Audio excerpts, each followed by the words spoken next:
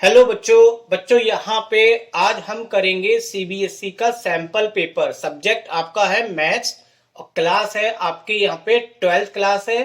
और सबसे अच्छी बात है कि यहाँ पे बिल्कुल हम लेटेस्ट पेपर 2025 का सॉल्व करने वाले हैं। तो चलिए क्वेश्चंस को स्टार्ट करते हैं। तो पहले हम स्टार्ट करते हैं सेक्शन ए के, बिल्कुल स्टार्टिंग से हम करेंगे और एंड तक करेंगे।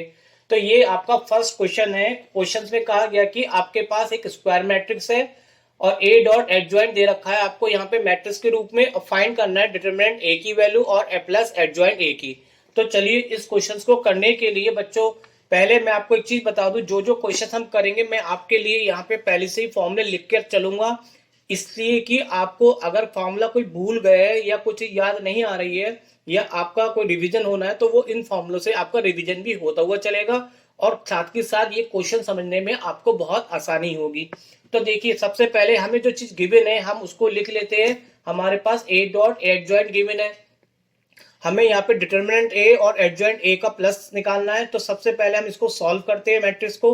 मैट्रिक्स का आप रूल जानते हैं कि हम ईच एलिमेंट में से कोई भी एलिमेंट को बाहर कॉमन ले सकते हैं। तो यहाँ पे मैंने इस वाली मैट्रिक्स में से कितना कॉमन ले लिया, 2025। ये हर एक टर्म में प्रेजेंट है आपका, जीरो के साथ भी इतना मान सकते हैं 2025। तो कॉमन लेने के बाद आपका बचेगा 1001 और 001। और ये बच्चों यहाँ पे इस टाइप की जो मैट्रिक्स होती है 1001, तो ये कहलाती है आइडेंटिटी मैट्रिक्स, जिसके डायगोनल के एलिमेंट सारे क्या होते हैं, 1 होते हैं। ये कहलाएगी 2 ऑर्डर की और ये वाली कहलाएगी आपकी 3 ऑर्डर की। तो जो आइडेंटिटी मैट्रिक्स बन गई ये आपकी कितने ऑर्डर की बनी है, 3 ऑर्डर की। तो इसको मैंने रिप्रेजेंट कर दिया I3 से और यहाँ पे मैं इसको डाल देता हूँ इक्वेशन फर्स्ट। अब देखिए मैंने जो फॉर्मूले लिखे उसका यूज करते हैं। तो फॉर्मूले में ए डॉट एडजॉइंट ए या कह सकते हैं एडजॉइंट डॉट ए, ये किसके बराबर होता है, डिटरमिनेंट ए और आई एन के बराबर होता है। अब मैं यहाँ पे देखिए मैंने फॉर्मूला किस तरीके से यूज करा है। ए डॉट एडजॉइंट ए को मैंने लिख लिया डिटरमिनेंट ए और आई एन। आई एन का मतलब यहाँ पे समझिए कि यहाँ पे जो आइडेंटिटी मैट्रिक्स है वो एन ऑर्डर की है, लेकिन यहाँ पे आपके पास आइडेंटिटी मैट्रिक्स किस ऑर्डर की है, तीन ऑर्डर की है। तो आई एन की जगह मैंने I3 लिख रखा है। अब इसको मैं डाल देता हूँ इक्वेशन 2 और इन दोनों इक्वेशन को अगर हम कंपेयर करें तो देखिए एडजॉइंट ए सेम है और I3 सेम है। तो यहाँ पे डिटरमिनेंट की वैल्यू कितनी निकल के आ जाएगी, 2025। तो आपका आधा पार्ट सॉल्व हो गया, क्योंकि आपको क्या करना है, इस पूरे की निकालनी है वैल्यू। तो हमने यहाँ पे डिटरमिनेंट ए की वैल्यू निकाल ली। अब हम निकालेंगे एडजॉइंट ए की। तो उसके लिए यहाँ पे हम क्या करते हैं, दूसरे फॉर्मूले को यूज करते हैं। दूसरा फॉर्मूला क्या लिखा है, adjoint A is equal to होता है डिटरमिनेंट ए की पावर n-1। तो मैंने इस फॉर्मूले को लिखा। अब यहाँ पे देखिए n की वैल्यू यहाँ पे कितनी है, क्योंकि डिटरमिनेंट हमें कितने ऑर्डर की है, यहाँ पे 3 ऑर्डर की। तो n की जगह मैंने 3 लगा दिया और यहाँ पे जब 3 में से 1 माइनस करेंगे तो कितना बचेगा, डिटरमिनेंट ए का स्क्वायर बचेगा। और देखिए डिटरमिनेंट की वैल्यू हम निकाल चुके हैं, तो ये वैल्यू मैंने यहाँ पे इसको लगा दी। तो हमारे पास अब ये दोनों वैल्यू निकल के आ गई है। अब हमें जो वैल्यू फाइंड करनी थी उसको हम लिख लेते हैं। हमें वैल्यू निकालनी थी किसकी, यहाँ पे determinant A plus adjoint A की। तो डिटरमिनेंट ए की वैल्यू आपके पास आ गई 2025 और ये यहाँ पे इसकी वैल्यू। और फर्दर हम इसको सॉल्व नहीं करेंगे क्योंकि हमें ये क्वेश्चन ऑप्शन से बताना है। तो आपका देखिए ये वाला ऑप्शन कौन किससे मैच करता है, ऑप्शन डी से। ये आपका क्या कर रहा है, मैच कर रहा है, इसलिए यहाँ पे क्वेश्चन का जो आंसर है वो डी ऑप्शन जो है वो करेक्ट है। नेक्स्ट क्वेश्चन आते हैं। नेक्स्ट क्वेश्चन में कहा जा रहा है कि assume X Y Z W and P R the matrix of order. देखिए ये एक सीक्वेंस से ऑर्डर है, एक्स का ऑर्डर दे रखा है 2/n, फिर वाई का है, इसी तरह से ये 5 मैट्रिक्स दे रखी है, पांचों का ये आपको ऑर्डर दे रखा है। उसके हिसाब से यहाँ पे ये कंडीशन कह रहा है कि एन के पी जो वह है इस तरह से एडजस्ट है कि वो P Y plus W Y इसमें से किस चीज को सेटिस्फाई करेंगे। तो चलिए पहले मैं थोड़ा सा आपको एक फॉर्मूले के बारे में जानकारी दूं जो कि इसमें अप्लाई होगा। सबसे पहले आप जानते हैं मल्टीप्लीकेशन मैट्रिक्स का रूल जानते क्या है, two matrix are multiply if जो पहली मैट्रिक्स है उसका लास्ट यानी कि कॉलम और जो दूसरी मैट्रिक्स है उसका पहला यानी कि रो, ये आपस में इक्वल होना जरूरी है। तो यानी कि मैंने यहाँ पे ऑर्डर जैसे लिख रखा है, ऑर्डर क्या लिखा हुआ है, P by Q R by S. तो यानी कि Q किसके बराबर होना चाहिए, R के। एक बात, दूसरा मल्टीप्लाई का रूल ये होता है कि जब हम दोनों को मल्टीप्लाई करेंगे तो मल्टीप्लाई होके जो डिटर्मिनेंट ए बी आएगी, जो मैट्रिक्स ए बी आएगी, उसका ऑर्डर क्या बनना चाहिए, इसका पहला और इसका आखिरी। तो ये मल्टीप्लाई के लिए कंडीशन होती है कि पहली मैट्रिक्स का लास्ट और दूसरी मैट्रिक्स का पहला वर्ड, यानी कि लास्ट वाले को कॉलम और पहले को रो कहते हैं, ये इक्वल होना चाहिए। और ये वाला जो पहला और आखिरी है, ये उसका ऑर्डर निकल के आएगा। ऐसी एडिशन की प्रॉपर्टी है। एडिशन में दो मैट्रिक्स कब ऐड कर सकते हैं, जब उन दोनों के ऑर्डर बिल्कुल आपस में इक्वल या सेम हो। तो पी बाई क्यू बराबर किसके होना चाहिए, R plus R by S के। अब देखिए, इन्हीं क्वेश्चनों को यूज करने के लिए आपको जो चीज दे रखी है पहले हम उसको फॉलो करेंगे, क्योंकि आपको इसी पे कंडीशन अप्लाई करके बतानी है कि इनमें से इस वाली वैल्यू पे ये कौन सी सेटिस्फाई करेगा। तो पी वाई बराबर डब्ल्यू वाई। अब देखिए पी कहाँ है बच्चों, पी ये है। मैं इसका नंबर करता हूं 1 2 3 4 5। तो पी, तो ये ऑर्डर आपका पहला नंबर है, ये दूसरा नंबर ऑर्डर हो गया, ये आपका तीसरा हो गया, और ये चौथा ऑर्डर हो गया, और ये पांचवा। तो अब आप समझ जाइए कि पी का ऑर्डर कितना आपके पास। चलिए मैं लिखता हुआ चलो ताकि आपको समझा सकूं। तो पी का जो ऑर्डर है वो कितना है, पी वाई के है। देखिए 5वें नंबर पे है। वाई कौन से नंबर पे है, दूसरे नंबर पे। दूसरे नंबर का ऑर्डर कितना है, 3/k। तो वाई का ऑर्डर लिख लिया। यहाँ पे प्लस ना लगाओ या लगाओ कोई फर्क नहीं पड़ता। डब्लू कौन से नंबर का है, चौथे नंबर का है। यहाँ पे चौथा नंबर क्या है, n/3 है। और वाई फिर से अगेन आ गया, तो वाई का ऑर्डर कितना है, 3/k। तो ये मैंने बच्चों यहाँ पे क्या कर लिए, इन सबके ऑर्डर लिख लिए। अब आप देखेंगे यहाँ पे मल्टीप्लाई में पी वाई आ रहा है। तो अगर ये मल्टीप्लाई है, अगर ये बच्चों मल्टीप्लाई है, तो इसका मतलब यहाँ पे कंडीशन हमें मल्टीप्लिकेशन की रूल्स को फॉलो करना पड़ेगा। पहली मैट्रिक्स का आखिरी और दूसरी मैट्रिक्स का पहला सेम होना चाहिए। यानी कि पहली मैट्रिक्स का जो ऑर्डर का वो क्या है, के है, और दूसरी मैट्रिक्स का पहला क्या है, 3। यानी कि इन दोनों की मल्टीप्लाई कर रहे हैं तो के बराबर किसके होना चाहिए, 3 के। तो जब इन दोनों की मल्टीप्लाई होगी तो हमें एक कंडीशन मिल जाएगी कि के किसके इक्वल होगा, 3 के। दूसरा, जब हम पी वाई की मल्टीप्लाई करके ऑर्डर लेंगे तो इसका पहला पी और इसका के, तो इसका जो ऑर्डर आएगा वो कितना आएगा, पी बाई के आएगा। अब हम ऐसी अगर हम डब्ल्यू वाई में अप्लाई करें तो डब्ल्यू वाई में भी बिल्कुल सिमिलर बनेगा। इसमें इसका आखिरी और इसका पहला इक्वल होगा, और यहाँ पे इक्वल है इसलिए हमें लिखने की आवश्यकता नहीं है। लेकिन जब हम डब्ल्यू वाई को सॉल्व करेंगे तो इसका ऑर्डर आएगा कितना बच्चों, n/k।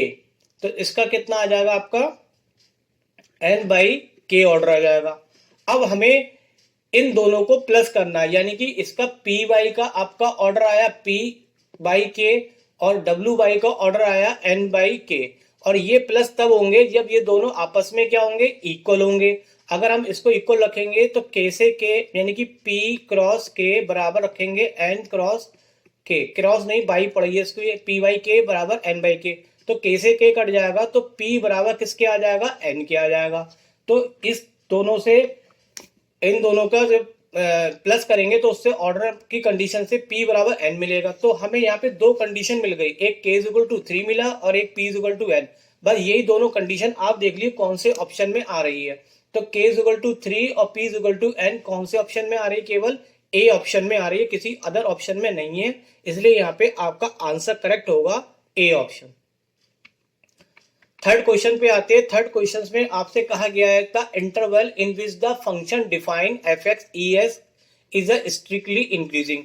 तो देखिए स्ट्रिंग की इंक्रीजिंग और डिक्रीजिंग ऑर्डर की जो कंडीशन है वो मैंने लिख रखी है। शॉर्ट में आपको बता देता हूं कि अगर किसी का डिफरेंशिएट करे और वो डिफरेंशिएट आपको पॉजिटिव वैल्यू दे, यानी कि 0 से ग्रेटर दे, तो उस केस में वो स्ट्रिक्टली इंक्रीजिंग होगा। और अगर वो स्मॉलर देन यानी कि नेगेटिव में दे तो वो स्ट्रिक्टली क्या होगा, डिक्रीजिंग होगा। तो इसी को हम फॉलो करते हुए हमारे पास क्या गिवन है क्वेश्चन में, f(x) गिवन है e(x). हम इसका डिफरेंशिएट करते हैं। डिफरेंशिएट को हम लिखने के दो तरीके होते हैं, d/dx से भी लिखते हैं और साथ में f'। तो यहाँ पे मैंने देखिए डैश लगा रखा है, इट मींस मैंने इसका डिफरेंशिएट किया। और आप जानते हैं e की पावर x का डिफरेंशिएट क्या होता है, e की पावर x होता है। और e की पावर x जो होता है हमेशा क्या होगा, पॉजिटिव वैल्यू मिलेगी आपको। तो पॉजिटिव वैल्यू मिलने का मतलब ग्रेटर देन क्या होगा, 0। तो हमें यहाँ पे फंक्शन f' क्या मिल गया, ग्रेटर देन 0 मिल गया। और ग्रेटर देन 0 आप देख रहे हैं कि ये कौन सी कंडीशन को फॉलो कर रहा है, आपका स्ट्रिक्टली इंक्रीजिंग को फॉलो कर रहा है। और यहाँ पे -∞ से +∞ पे सारी वैल्यू आपको ये पॉजिटिव देगा। इसलिए ये जो स्ट्रिक्टली इंक्रीजिंग की कंडीशन है वो किस इंटरवल पे फॉलो होगी, सी वाले पार्ट पे क्या होगी, फॉलो होगी, इसलिए ऑप्शन यहाँ पे सी करेक्ट है। फोर्थ क्वेश्चन है, ए और B are non singular matrix of same order, determinant A दे रखा है, determinant B inverse A B का होल स्क्वायर दे रखा है, तो आपको इसकी वैल्यू फाइंड करनी है। देखिए आपके लिए ये फॉर्मूले है, ए बी बराबर को डिटरमिनेंट को हम इस तरह से ब्रेक करके कर सकते हैं, और अगर हम डिटरमिनेंट की किसी आइडेंटिटी से मल्टीप्लाई करें या आइडेंटिटी की डिटरमिनेंट से तो वो अनचेंज रहती है, और ए का अगर ए इनवर्स करें तो उसका आंसर कितना आता है 1, यहाँ 1 नहीं है, यहाँ पे आई है, तो उसकी आइडेंटिटी मैट्रिक्स मिलती है। तो चलिए मैं आपको क्वेश्चंस में करा देता हूँ क्या क्या आपको गिवन है। आपको देखिए डिटरमिनेंट ए गिवन है, अब इस डिटरमिनेंट को लिखने का तरीका हम इस तरीके से भी ले सकते हैं, ये भी डिटरमिनेंट का साइन, ये डिटरमिनेंट पूरे उसमें लिखा हुआ और ये सिंबलिक सिंबल्स के रूप में लिखा हुआ है, तो दोनों का मतलब सेम है। तो आपको डिटरमिनेंट दे रखा है और साथ के साथ यहाँ पे दूसरा क्या दे रखा है, आपको डिटरमिनेंट में बी इनवर्स ए बी का स्क्वायर दे रखा है। अब देखिए यहाँ पे हमने कौन सा फॉर्मूला लगाया, कौन सा फॉर्मूला लगाएंगे यहाँ पे, तो आप जानते हैं यहाँ पे देखिए ये डिटरमिनेंट है, यहाँ पे दो डिटरमिनेंट ए और बी, तो इनको अलग अलग कर दिया। यहाँ पे डिटरमिनेंट के अंदर तीन डिटरमिनेंट आ रही है, बी इनवर्स ए और बी, तो फॉर्मूला जब हम अप्लाई करेंगे तो ये तीन पार्ट में अलग अलग हो जाएगा, तीनों में डिटरमिनेंट का साइन आ जाएगा, बी इनवर्स में और ए में और बी में। अब आप देखिए यहाँ पे हमारे पास दो डिटरमिनेंट बन रही है, बी इनवर्स और बी, क्या बन रही है, बी इनवर्स और बी बन रही है। तो इस फॉर्मूले को फॉलो करें, ये 1 नहीं है बच्चों, ये मिस्टेक है, यहाँ पे आई है, तो इसका जो आंसर होता है वो आइडेंटिटी मैट्रिक्स होता है। और यहाँ पे आइडेंटिटी मैट्रिक्स जब लगाएंगे तो यहाँ पे क्या रिजल्ट मिलेगा आपको, यहाँ से बी इनवर्स और बी ये दोनों हट गए, और दोनों हट के क्या बन गए, यहाँ पे आइडेंटिटी मैट्रिक्स बन गई। और आइडेंटिटी मैट्रिक्स की जब भी किसी से मल्टीप्लाई करते हैं तो वो डिटरमिनेंट अनचेंज रहती है। तो यहाँ पे हम जब ए और आइडेंटिटी मैट्रिक्स की मल्टीप्लाई करेंगे तो आपको आंसर क्या मिलेगा, डिटरमिनेंट ए मिलेगा, और डिटरमिनेंट ए की जो वैल्यू है वो आपके पास मालूम है कितनी है 5, तो यहाँ पे हम 5 वैल्यू लगा देते हैं, और 5 का स्क्वायर कितना हो गया आपका, यहाँ पे 25 हो गया। लेकिन आपको ऑप्शन से आंसर देना है, तो आंसर में 25 नहीं है, पावर्स के रूप में आपका आंसर कौन सा मैच कर रहा है, बी वाला ऑप्शन, तो यहाँ पे आंसर करेक्ट हो जाता है बी। फिफ्थ क्वेश्चन पे आते हैं, the value of N such that differential equation आपको दे रखी है यहाँ पे, ठीक है, जो कि एक होमोजीनियस है। तो चलिए पहले इस क्वेश्चन को हम यहाँ पे सॉल्व करते हैं थोड़ा बहुत। आपको जो इक्वेशन दे रखी है वो कितनी है, x की power n dy upon D X Y log Y minus log X plus 1।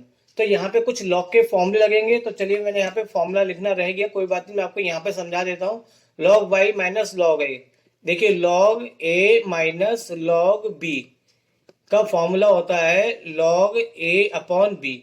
तो देखिए ये दोनों चीज माइनस में लिखी है, तो इसको हम अपॉन में y अपॉन कितना ले सकते हैं x, और 1 को हमने क्या लिख दिया, लॉग e टू e, किसी का बेस जितना हो उतना ही अगर लॉग हो, सॉरी, जैसे कि यहाँ पे लॉग a है और यहाँ बेस लॉग है और यहाँ a है, तो उसकी वैल्यू कितनी होती है 1।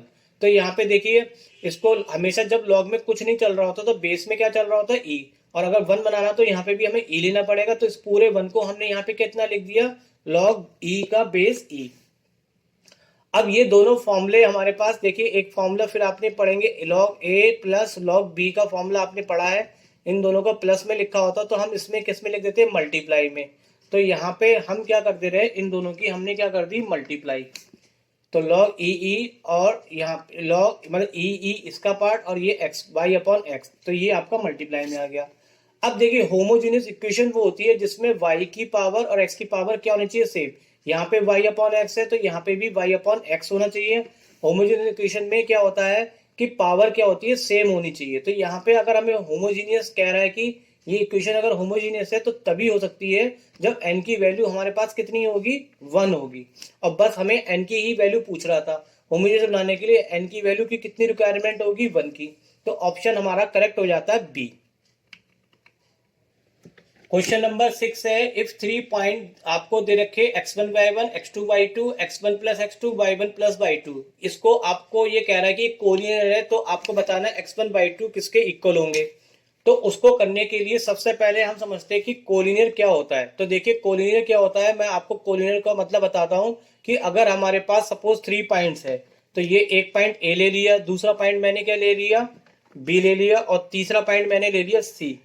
अगर मैं इन पॉइंट को एक लाइन में लेके कहीं पर भी ले लूं और उसको आपस में अगर मैं ज्वाइन करूं, तो ज्वाइन करने पे एक फिगर बनेगी। यहाँ पे फिगर क्या बनेगी, 3 पॉइंटों से हमेशा ट्रायंगल बनेगा और इस ट्रायंगल का कोई ना कोई एरिया भी होगा। इसका मतलब 3 पॉइंट अगर एक लाइन में लाई नहीं कर रहे तो उसका एरिया कभी भी 0 नहीं होगा। अब दूसरी बात, अगर मैंने तीनों पॉइंट को एक ही सीध में ले लिया, इट मीन्स कि मैंने तीनों पॉइंट को इस तरह से लिया कि वो एक ही लाइन पे लाई कर रहे हैं।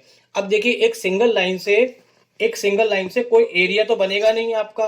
तो सिंगल लाइन से जब कोई एरिया नहीं बनेगा तो उस केस में क्या हो जाएगा, यहाँ पे एरिया क्या हो जाएगा, 0। बस यही आपकी कंडीशन होती है कोलिनियर की, कि 3 पॉइंट अगर एक ही लाइन पे लाई करते हैं तो उस केस में वो पॉइंट्स कहलाते हैं कोलिनियर। और कोलिनियर के केस में क्या होता है, एरिया 0 होता है। देखिए बच्चों, मैं आपको ये बता दूं, कोलिनियर को प्रूफ करने के कई मेथड होते हैं। डिस्टेंस फॉर्मूला से भी करते हैं हम, कई मेथड से। लेकिन यहाँ पे जो कोलिनियर आपको प्रूफ करना होगा वो डिटरमिनेंट के मेथड से करना पड़ेगा, क्योंकि आपके सिलेबस के अकॉर्डिंग यही है। तो डिटरमिनेंट के अकॉर्डिंग मैं आपको बता दूं, जो एरिया का फॉर्मूला होता है 3 पॉइंट के लिए, वो आपने पढ़ रखा है और मैंने इसको यहाँ पे लिख भी दिया। अब इसी फॉर्मूले को मैं यहाँ पे क्वेश्चन पे मैंने अप्लाई करा, किस तरीके से देखिए। सबसे पहले आप देखेंगे, पहला पॉइंट x1 y1 है, तो ये पॉइंट यहीं पे रहा। दूसरा कितना, x2 y2 है। अब देखिए यहाँ पे तीसरा पॉइंट x3 y3 था यहाँ पे, लेकिन यहाँ पे तीसरा पॉइंट क्या है, x1 प्लस x2 की जगह यहाँ पे आ जाएगा और y3 की जगह y1 प्लस y2। अब यहाँ पे आपको क्वेश्चन में गिवन है कि ये चीज क्या है, कोलिनियर है। तो कोलिनियर कब होता है, जब उसका एरिया कितना हो, 0। तो यहाँ पे कोलिनियर के केस के लिए ट्रायंगल का एरिया की जगह हम कितना लिख देंगे, 0 लिख देंगे। तो यहाँ पे मैंने इसकी जगह 0 लिख दिया और ये हाफ भी इधर 0 में जाके कितना हो जाएगा, 0। तो आपके पास डिटरमिनेंट कितनी बची, आपके पास ये डिटरमिनेंट बची। अब इस डिटरमिनेंट को हम सॉल्व करते हैं। तो देखिए, डिटरमिनेंट को सॉल्व करने के लिए आपको साइन पता होता है बच्चों, plus minus plus minus plus minus plus minus plus, इस तरीके से होते हैं। डिटरमिनेंट आप कैसे भी सॉल्व कर सकते हो, इस रो के अकॉर्डिंग भी सॉल्व कर सकते हो, इस कॉलम के अकॉर्डिंग भी सॉल्व कर सकते हो, जो आपको इजी लगे। तो यहाँ पे इस क्वेश्चन को इजी करने में सबसे आसान ये है कि हम इस वाली कॉलम के अकॉर्डिंग इसको खोलें। ये नाम देते हैं इसको C3। अब इसको खोलने के लिए सबसे पहले मैं इसका साइन यहाँ पे लिख दूं ताकि आपको समझ में आ जाए। तो यहाँ पे साइन इसका प्लस होगा, माइनस होगा, प्लस होगा। तो देखिए, पहले हमने लिया 1, पहले मैंने लिया 1 प्लस का। अब इसको खोलते कैसे, इधर से ये कट हो गया, इधर से ये कट हो गया।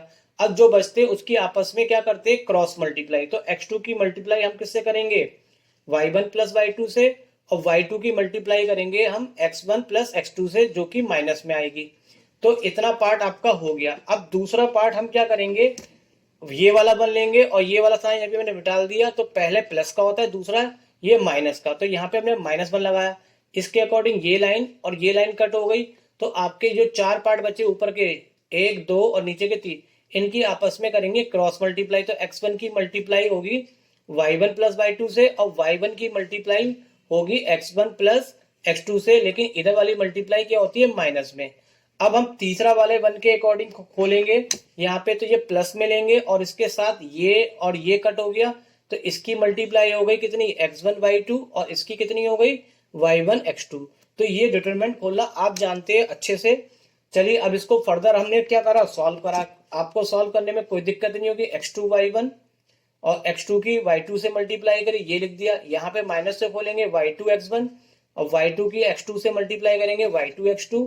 यहाँ पे माइनस से खोलेंगे तो x1 y1 और माइनस से खोलेंगे तो x1 y2 और यहाँ पे y1 x1। ये हम माइनस और ये माइनस क्या हो गया, प्लस। अब ये माइनस हो जाएगा, ये भी प्लस हो जाएगा, तो y1 x2 आ जाएगा। इसको खोलेंगे x1 y2 minus y1 x2।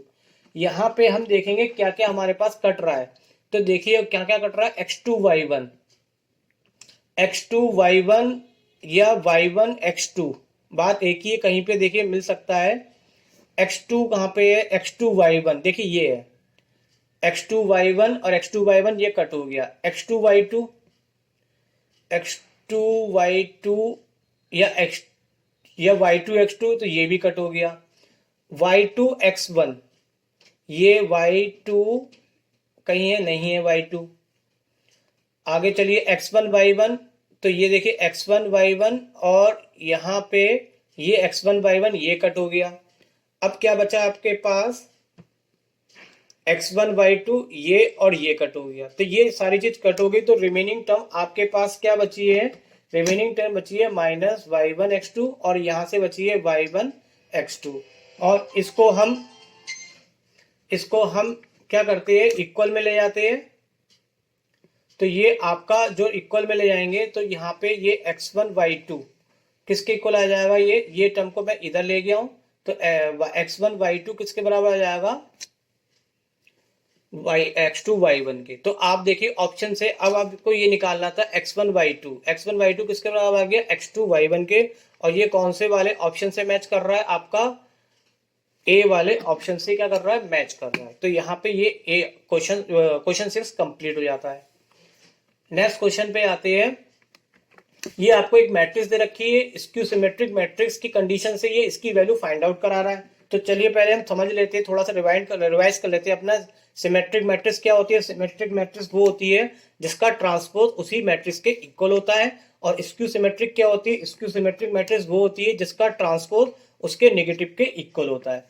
अब यहाँ पे देखिए हमें मैट्रिक्स जो दे रखी है वो दे रखी है ए। अब हम इसका निकालते हैं ट्रांसपोज, क्योंकि यहाँ पे हमें स्क्यू सिमेट्रिक मैट्रिक्स है, स्क्यू सिमेट्रिक मैट्रिक्स की पहले कंडीशन लिख देते हैं। कंडीशन ये होती है कि उसका ट्रांसपोज उसी के ही बराबर होता है, बट नेगेटिव साइन के इक्वल। अब देखिए ट्रांसपोज निकालते हैं। ट्रांसपोज निकालना बच्चों आपको आता ही है। क्या करते हैं ट्रांसपोज में, जो रो है उसको हम कैसे लिख देंगे, कॉलम में। फिर जो दूसरी रो है तो उसको लिख देंगे कॉलम में। यहाँ पे 2 3 0 रो है, इसको हमने लिख देंगे कॉलम में। तो ये किसके वैल्यू आ गई, ट्रांसपोज की वैल्यू है। किसका ट्रांसपोज किया हमने, ए का। और बराबर माइनस, और ये ए मैट्रिक्स हमने फिर से बिल्कुल यहाँ पे क्या करा, एजेड उतार ली। अब यहाँ पे जो कॉरस्पॉन्डेंस एलिमेंट दिख रहे हैं उनको आपस में इक्वल रख सकते हैं। तो देखो सी की वैल्यू कितनी दिख रही है आपको, 2। कोई भी किसी के बराबर रख सकते हैं, कोई फर्क नहीं पड़ता है। लेकिन उससे पहले हमने एक काम और करा, इस माइनस को हमने अंदर मल्टीप्लाई कर दी। तो अंदर मल्टीप्लाई करेंगे तो ये साइन सब क्या हो जाएंगे, चेंज होके ये वाले साइन कन्वर्ट हो जाएंगे। अब यहाँ पे हम इसके आपस में इक्वेट कर देते हैं। इक्वेट करने में देखिए सी की वैल्यू किसके बराबर हो गई, -2 के। और बी की वैल्यू 3, चाहे इससे निकाल ली बी की वैल्यू, चाहे इससे निकाल ली, सबसे सेम ही आएगी। क्योंकि अगर दो मैट्रिक्स इक्वल होती है तो इसके ईच एलिमेंट आपस में इक्वल होते हैं। तो यहाँ पे बी की वैल्यू 3 आ गई। और ए की वैल्यू देखिए कितनी आएगी, ए केवल यहाँ पे इसमें यहाँ है और ये, तो ए बराबर कितना हो गया, -a को आप उधर ले जाएंगे 2a, और 2 जाके 0 में हो जाएगा, तो a की वैल्यू क्या हो जाएगी, 0 आ जाएगी। अब देखिए फाइनली आपको निकालना था a + b + c। तो हमें पास a की वैल्यू लगा दी, a की कितनी है 0, b की कितनी है 3 और c की कितनी आई है -2। अब इसको हम सॉल्व करते हैं तो आपका आंसर बन जाता है 1। और आप देख लीजिए कौन से ऑप्शन को ये मैच करता है, तो ये आपका ऑप्शन हो गया, A is a correct answer. 8th question है आपको पास। दो इवेंट है ए और बी, और ए के ना होने की कंडीशन दे रखी है, बी के ना होने की कंडीशन, और उसका इंटरसेक्शन दे रखा है। और यहाँ पे ये कंडीशन प्रोबेबिलिटी पूछी जा रही है। तो देखिए आपके लिए कंडीशन प्रोबेबिलिटी जानते हैं, पी ए ऑब्लिक बी को हम क्या बोलते हैं, कंडीशन प्रोबेबिलिटी। और इसका फॉर्मूला आपके पास लिखा हुआ सामने। तो चलिए क्वेश्चंस को हम फॉलो करते हैं। क्वेश्चन में हमें जो निकालना है वो कंडीशनल प्रोबेबिलिटी निकालनी है, और उसका हमने फॉर्मूला ये वाला लगाया। जिस चीज की कंडीशन प्रोबेबिलिटी निकालनी होती है उसका हम ऊपर क्या लिखते हैं, इंटरसेक्शन, और नीचे दूसरा वाला जो लिखा होता है उसको हम नीचे लिखते हैं। तो दूसरा वाला यहाँ पे क्या है, बी बार है, तो हमने इसको नीचे लिखा। अब देखिए फाइनली हमें ये चीज निकालनी है। अब ये चीज निकालने के लिए इन दोनों का होना जरूरी है। इन दोनों को कैसे निकालेंगे, तो सबसे पहले हम इंटरसेक्शन की बात करें तो देखिए इसका जो इंटरसेक्शन होता है उसका फॉर्मूला होता है हमारे पास 1 - पी ए यूनियन बी। अब ए यूनियन बी क्वेश्चन में कहीं नहीं है, तो हम ए यूनियन बी निकालेंगे। और ए यूनियन का फॉर्मूला होता है P A + P B - P intersection B. तो देखिए इंटरसेक्शन की वैल्यू दे रखी है, लेकिन इन दो की वैल्यू नहीं मालूम है। तो पहले हम ए और बी की वैल्यू फाइंड आउट करते हैं। अब देखिए ए और बी की वैल्यू फाइंड आउट करने के लिए फॉर्मूला आपके पास पता ही है, आपको पी ए बार दे रखा है, तो हमने पी ए का फॉर्म लगाया 1 - पी ए बार। आप जानते हो पी ए का मतलब प्रोबेबिलिटी होने की कंडीशन, और पी ए बार का मतलब प्रोबेबिलिटी ना होने की कंडीशन। अब इसमें हम इसकी वैल्यू लगा देते हैं। 1 में हमने इसकी वैल्यू लगाई 1/2, और 1 में 1/2 लिया और 2 एलसीएम लिया, तो कितना आ जाएगा 2 - 1, तो कितना आ जाएगा आपका ये 1/2 सॉल्व होके आ जाएगा। सिमिलरली यहाँ पे हम किसके लिए निकालते हैं, पी बी के लिए, और पी बी बार की वैल्यू कितनी दे रखी है आपको 2/3, और 2/3 जब इसको हम एलसीएम लेंगे 3 तो यहाँ पे कितना आ जाएगा 3 माइनस 2, तो ये आ जाएगा कट के कितना आ जाएगा 1 माइनस माइनस ओ सॉरी 1/3 हो जाएगा। तो ये हो गई पी बार की वैल्यू। अब हम फॉर्मूला लगाते हैं, हमें ए पता चल गया, बी पता चल गया, और ये हमें क्वेश्चन में गिवन है तो हम यूनियन निकालते हैं। तो यूनियन निकालने के लिए फॉर्मूला मैंने लिखा और इसमें मैंने लगा दी सारी वैल्यू। अब देखिए इसको सॉल्व करने के लिए हम इसका एलसीएम लेंगे। एलसीएम आप जानते ही लेना, किसी को अगर दिक्कत है तो वो पूछ सकता है, लेकिन अगर कोई प्रॉब्लम नहीं है तो मैं करके भी दिखा देता हूँ। तो फिलहाल ये आपको आता ही होगा, इसलिए मैं यहाँ पे टाइम खराब नहीं करता हूँ। 6 और 4 कितना हो गया 10, 10 में 3 गया कितना हो गया 7। तो ये आ गई ए यूनियन बी की वैल्यू आ गई, लेकिन हमें जरूरत है इस चीज की, क्योंकि हमें फाइनली ये चाहिए। तो इसके लिए हमने फॉर्मूला लिखा पी ए इंटरसेक्शन बी। तो कितना हो गया 1 minus P A union B, और पी ए यूनियन की वैल्यू हम ऑलरेडी निकाल चुके, कितनी आई 7/12। इसको जब एलसीएम लेंगे 12 में 7 तो कितना बचेगा 5/12। तो यहाँ पे हमारे पास इसकी वैल्यू आ चुकी और ये वैल्यू हमें क्वेश्चन में गिवन है। अब हमें जो निकालना था उसके लिए मैं दोबारा फॉर्मूला मैंने फिर से लिख दिया। अब इसमें हम वैल्यू लगा देते हैं। तो देखिए यहाँ पे P A bar intersection B की वैल्यू आई है 5/12 और पी बी बार की वैल्यू आपको क्वेश्चन में गिवन थी 2/3। इसको सॉल्व करेंगे तो 5/12 आ जाएगा, और नीचे वाले को जब मल्टीप्लाई में लिखेंगे तो उल्टा हो जाएगा। यहाँ पे क्या क्या कैंसिल हो रहा है 3 4 जा 12, तो ये आ जाएगा 5/8। तो देखेंगे इसमें कौन सा आंसर इसको मैच करता है। तो ये ऑप्शन आपका कौन सा मैच करेगा इसको, ऑप्शन सी इससे मैच कर रहा है, तो यहाँ पे ऑप्शन सी करेक्ट हो गया। 9th क्वेश्चन पे आते हैं। 9th क्वेश्चन में दे रखा है the value of alpha angle P vector की दे रखी है और क्यू वेक्टर की दे रखी है, और कंडीशन है ऑब्ट्यूज है ये। तो चलिए इसको भी थोड़ा बहुत हम समझ लेते हैं कौन कौन से फॉर्मूले यूज होंगे। तो यहाँ पे ए डॉट बी का फॉर्मूला आप जानते हैं, ए बी कॉस थीटा होता है, इससे कॉस थीटा निकालेंगे तो कितना आ जाएगा A dot B A B. ये मैंने कोऑर्डिनेट ऐसे बना के रख रखे कि अभी मुझे इसको समझाना पड़ेगा। आप जानते हैं फर्स्ट कोऑर्डिनेट में सारे पॉजिटिव के होते हैं, सारे का मतलब ट्रिग्नोमेट्री में sine cos tan cosec cot sec जो भी होता है वो सब पॉजिटिव होता है। सेकंड कोऑर्डिनेट में केवल 2 पॉजिटिव के होते हैं, जो मैंने नहीं लिखे वो नेगेटिव में है। थर्ड कोऑर्डिनेट में टेन और कॉट, और फोर्थ में सेक और कॉस। ये इसलिए लिखा है क्योंकि मैं अब इस क्वेश्चन को कराऊंगा तो आपको इसकी जरूरत पड़ेगी। तो देखिए सबसे पहले तो मैं आपको बताऊं, यहाँ पे कंडीशन थी ऑब्ट्यूज। ऑब्ट्यूज एंगल क्या होता है, ऑब्ट्यूज एंगल की वैल्यू 90 से बड़ी और 180 से छोटी होनी चाहिए। तो ये आपका 180 से बड़ी और सॉरी 90 से बड़ी और 180 से छोटी ये पड़ेगी सेकंड क्वाड्रेंट में। और सेकंड क्वाड्रेंट में अगर हम कॉस की बात करें, क्योंकि यहाँ पे A dot B vector cos के रूप में है, तो कॉस हमारा यहाँ पे किस में होता है नेगेटिव में होगा। अगर कॉस नेगेटिव में होगा तो कॉस थीटा की वैल्यू क्या होगी लेस देन 0 होगी। अब कॉस थीटा का फॉर्मूला हमने लगाया यहाँ पे A dot B upon A B, लेकिन यहाँ पे मैं ए बी के रूप में नहीं लगा रहा हूँ क्योंकि क्वेश्चन में यहाँ पे पी और क्यू दे रखा है। तो इसी फॉर्मूले को मैंने अप्लाई कर दिया पी और क्यू में। तो P dot Q upon P Q इधर 0 में जाके हो जाएगा आपका 0, और यहाँ पे पी डॉट क्यू की जो वैल्यू दे रखी है वो मैं वैल्यू लगा दे रहा हूँ क्वेश्चन से। पी की वैल्यू थी 2 अल्फा स्क्वायर आई 3 माइनस 3 अल्फा प्लस के, और ये मैंने क्यू के लगाए। अब देखिए आपको डॉट प्रोडक्ट आता है, डॉट प्रोडक्ट में आई की आई से मल्टीप्लाई करेंगे। तो क्या करेंगे बच्चों, यहाँ